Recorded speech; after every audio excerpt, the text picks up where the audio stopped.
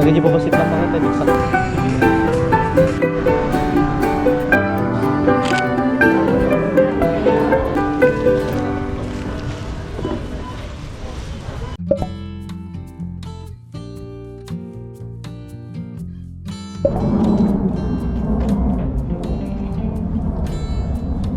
Sabi nga, di ba, nito, wala na yung Pilipino Pilipino lang ako.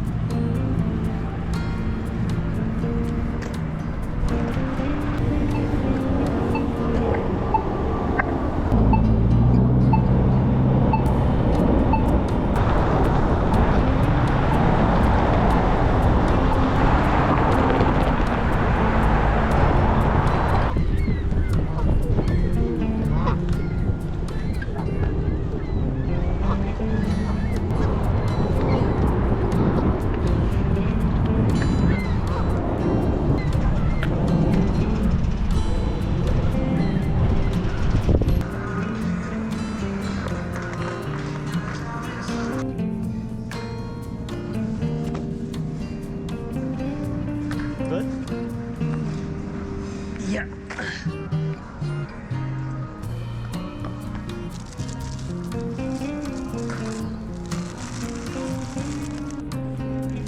Kailan na?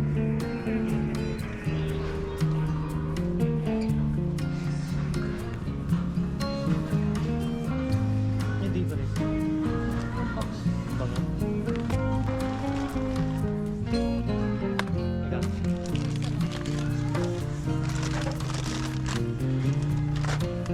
Tapos sabay may sadya bakit niya? Kumunin ka tayo di ko ata? Lagi niyo babasit lang bakit tayo? Sakto lang. Ito. Yeah. Tapos yung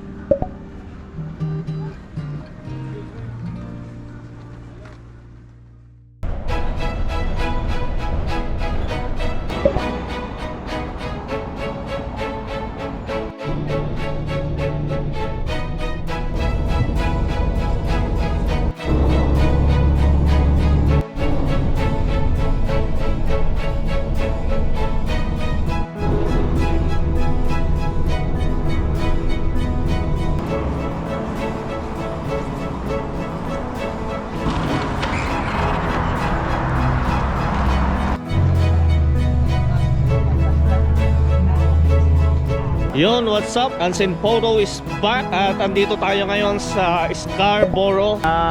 Samahan nyo ako sa aking journey ngayon. Another day, another shoot. At ako'y mag-assist sa on-site studio. Kung nakikita nyo yung mga previous vlog ko dyan sa YouTube ko.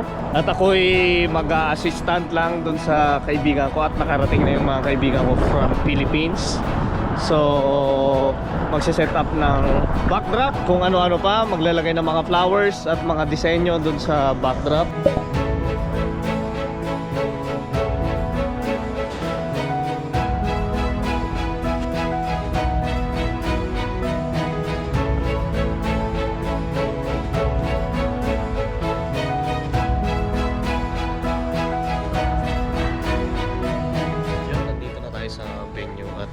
Ako yung mag-assist ng studio on-site. Ilalagay yung push yung mga decor ng on-site na gagawin namin na parang yung ginawa namin from last wedding.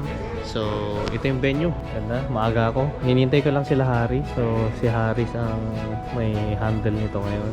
Ito yung venue. So, hindi ko alam kung saan namin ilalagay yung studio on-site. Baka dito na lang siguro. So, malawak. Baka dito na lang namin ilalagay yung on-site mamaya. So, right now, hinihintay ko sila. Nauna ako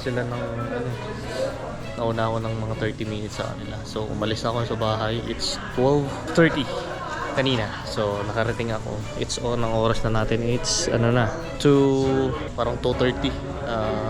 2:25 oras ngayon.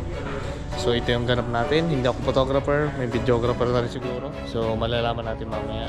Kasi, bigla ang gig lang to. So, Akala ko mag-edit lang ako ng mga video.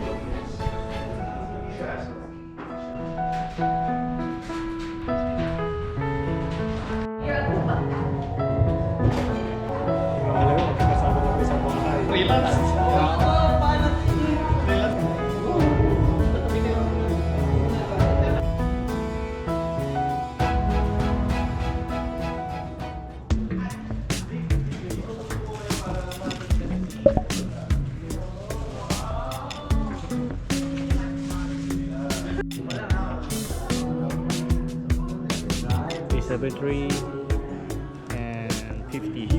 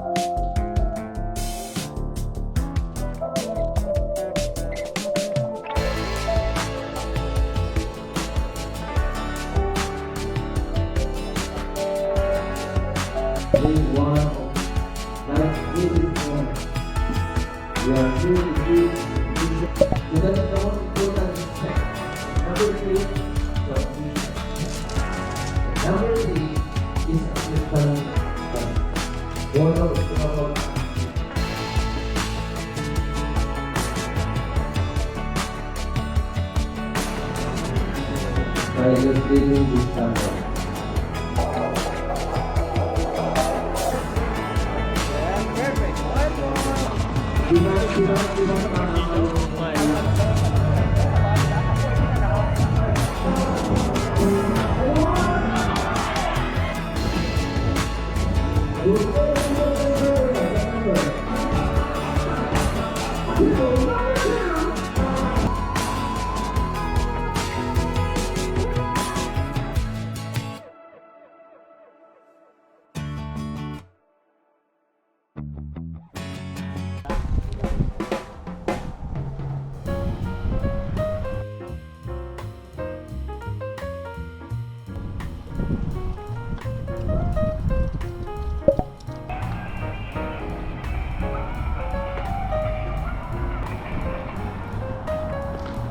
Dito entrance bakit sa atin?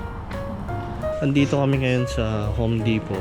Naghahanap kami ng kahoy na pwedeng gawing garden bed. Malapit na ang summer. Magpiprep kami para sa pagtataniman ng mga gulay-gulay. So nagpatubo na ako ng kamatis. So naghahanap lang kami ng pinakamurang kahoy na pwede naming pwede naming gawing garden bed. At least may next time may idea na kami kung bibili kami ng kahoy. So pinicturean ko na yung mga prices and mga kahoy na available.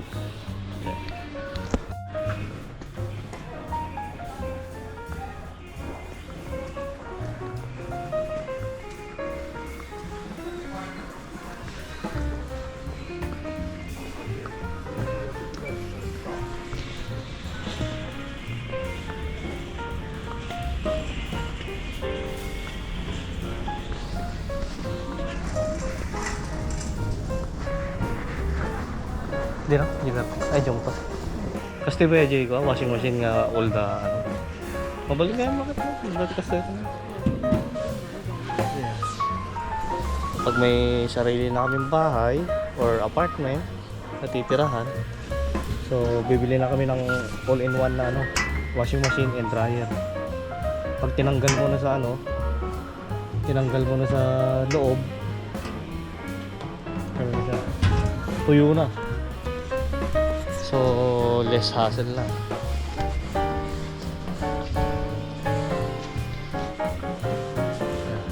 Next na pupuntahan namin yung ano, garden. Kung ano yung pwede namin. Baka makabili kami ng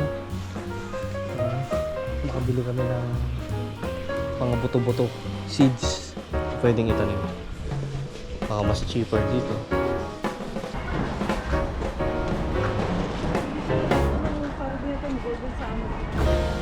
Ay, wanya plastic ka niya. Adi plastic ka. Ito pwede to. Pag halimbawa papatayo ka ng parang pinaka anuan niya, meron dito. So may idea lang ako. 15 sticks. Same price. At least by next time alam ko na. Next year, pag ano na naman, di ito pa rin gagamitin ko. Yung nakita ko sa YouTube, bumili sila ng ganito, tapos sinisiksik lang yung kahoy, parang yun yung pinaka frame niya na. So pwede ko rin gawin yun, or bumili ako ng 4 ganyan para ano, tapos kahoy na mahaba. Kamatis din dito naman dito. At least nung nag-click, yun yung kamatis talaga. Ako na Gcash na Pilipinas na kamatis niya. Wala. Ay, ito. Ayun o. Ito yung sa ito ba? Ito na ito. Tapos, niya pa yung ata, pichay. Okra. Balik mo. Yung paso niya nga ipakasal. Ito nga bakit kurso na tamatay? Yata. Kaso tris mo. Ay, yun leaks. Oh, try mo ah. Magta-try ka lang naman eh. Yung alam mo kaya lang.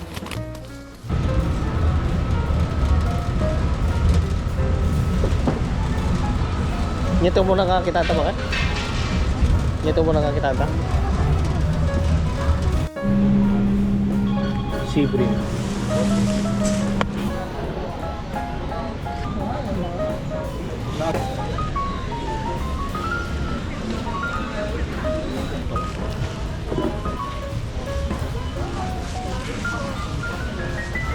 What was the wait like for the food? Was it like super long? No, but like was it like 10 minutes? You think? Yeah. Like Just like that. Yeah. Okay. Cool. Thank you. Tapos na kami kumain ng ano, Polish sausage, tapos ice cream.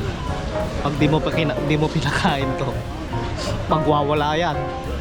Alam mo yung parang grade 5 na ano, hindi pinakain. Ganon. Mainit ulo yan. So yung ice cream na lang yung kinakain namin. Last na to.